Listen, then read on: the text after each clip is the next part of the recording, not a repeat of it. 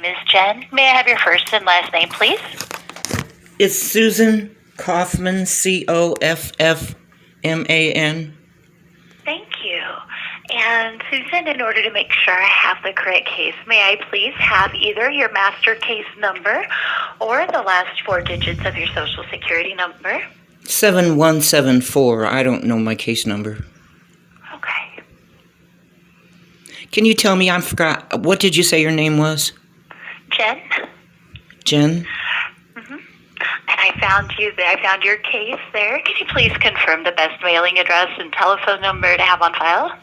1500 Pine Street, apartment 507, Omaha, Nebraska 68108. And I put a new phone number in. I don't know if you have it. My old one is 531-210-7645. And what's the new one?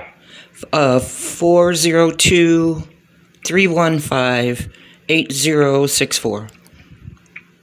Perfect. Thank you. And I am showing your master case number is 101643. And you'll want to use that when you contact us or submit documents in. And how may I assist you this afternoon? I'm curious when my pending Medicaid case is going to have. I already was approved once, and then they changed the status, and then they filled out a Medicare B forms for me. So now my Social Security check is getting garnished that income or that premium price. So my Medicaid, when I looked on the internet, it said it's still pending. So what's going on with it? And that's why I called. Well, sure, I understand, and I appreciate you taking time to give us a call. I'm actually showing that it was just pushed through yesterday. It can take up to 72 hours for you to show as active on the website, and it'll be about 72 hours before that's submitted over to the managed care side. And so in about 7 to 10 business days, you should receive your cards, your Medicaid ID cards. And a whole bunch of more stuff in the mail if it was like the very first time. Well, you know.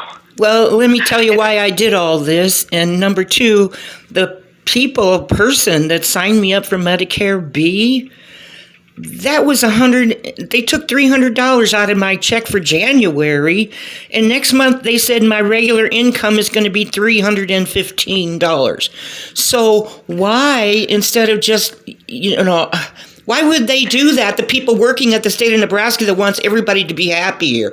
I listened to those voicemail things for the last hour and 15 minutes, every few seconds when they put them on. And the first lady I got wasn't even Medicaid. It was the food stamp department, and it doesn't tell you. It says click here. So they put me into the hour and 7 minutes of waiting for that one. But she said there was another 100 people waiting in the whatever the down line is from when you're in the line to be in having your call answered. But I was amazed that they would even do such a thing. And number two, Medicare doesn't cover chiropractors. They only cover doctors that want to cut your knee off. And I was hit by a car last year on November 16th, and I've been in a wheelchair ever since because I refused to go to a doctor that's only going to cut my knee off. You have a nice day. Thank you. Are you there, Susan? Yes. Are you still with me? Yeah, I'm still here. Okay. I was letting you finish what you were going to say. I didn't want to interrupt you. It sounded like you had a lot you wanted to vent about, and I wanted to give you that chance. I just wanted to come back and let you know, as far as the Medicare side goes, yes, I am sure a double payment was taken for January, and most likely, as far as they know, and I put that in air quotes, Social Security knows that you'll have that taken out. However, we sent the enrollment information over to Social Security, which means that that includes your original eligibility date for the Medicare Part B to be covered by Medicaid. So check back with Social Security in about 45 to 60 days. I'm sorry it does take that long. It is on the federal side. for a refund. Because we do have a lot of clients who this happens, dates get crossed. It takes their side between, like I said, a month and a half, 2 months to have everything done and to have the refund issued. But it would come from Social Security, not from Medicaid. There have really not been any changes as far as I'm seeing on your Medicaid side. We've just been able to process out your application. I'm sorry that the call volume is very high today. There were very 2 long weekends. I know that, because the last time I talked to anybody, and, when they answered the call, they said December 25th, the 10-day thing was going to be back, the 10-day thing. I heard that from 2 different people, but there was a lady that I was supposed to have an appointment with, and an insurance woman from here, and she said she helps people at Pine Tower, but OHA people, that she said that there's a way that she can request my income to be increased. She said only a minimum of at least $800 a month I should be getting.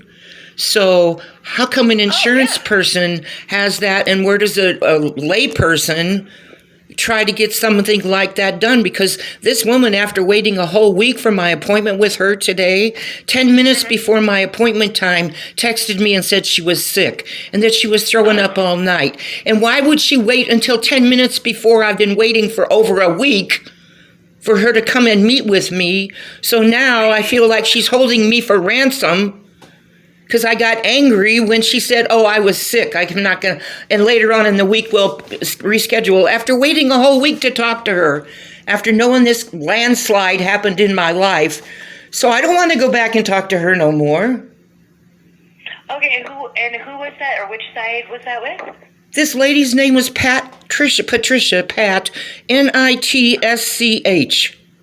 Okay, but where was she? Was she Medicaid? Was she SNAP? No. She was Medicare? She's an insurance person that comes to the tower to help people with insurance needs at Pine Tower is where I met her. But if that kind of stuff is available, how can a person ask for an increase in their income? Because when I went to Social Security, when I signed up for it, this is going to take another 30 seconds of your time. I went in September before I turned 62. I turned 62 in December. And before I went into the office, I went out to the Social Security office. Well, guess what? They close early on Wednesday. So I had to go back again, and I used the bus. And I went out there, and the lady behind the counter, I said, these numbers are wrong. The numbers they have on my years of my income, I said they're wrong. And she smiled and says, prove it, and walked away from me. So someone changed the numbers on my Social Security income amounts over the years. I mean, why would anybody file for $69? Nobody files for $69, but that's what they have. One of my years is my income. So they were playing games with it up in that office somewhere. Who's ever got the power? And I know that's got nothing to do with you, but whoever had the power in the Medicaid office shut it off and then turned me on for that extra income out of my money. And then, it's going to take 2 more months to get my Medicaid back on so I could go to a chiropractor and a dentist. Thank you. Thank you for your explanation. Thank you.